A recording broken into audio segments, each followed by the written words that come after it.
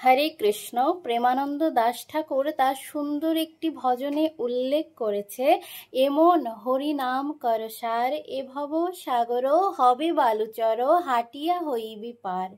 অর্থাৎ কেউ যদি তার জীবনে এই হরিনামকে তার উপাস্য এবং আরাধ্য হিসেবে গ্রহণ করে, তাহলে এই ভব সমুদ্র ভব সাগর তার জন্য বালুচর হয়ে যাবে। তাকে আর এই ভব সমুদ্রে এই সংসার মায়ায় পড়ে এই জগতে হাবুডুবু খেতে হবে না। হরিনাম করার ফলে এই ভব সমুদ্র হয়ে যাবে বালুচর, আর বালুচর হয়ে গেলে খুব সহজেই হেঁটে হেঁটে এই অপার সংসার সমুদ্র পাড়ি দেওয়া যাবে। তাই সকলেই হরিনাম করুন, এই হরিনামকেই জীবনের সার হিসাবে গ্রহণ করুন।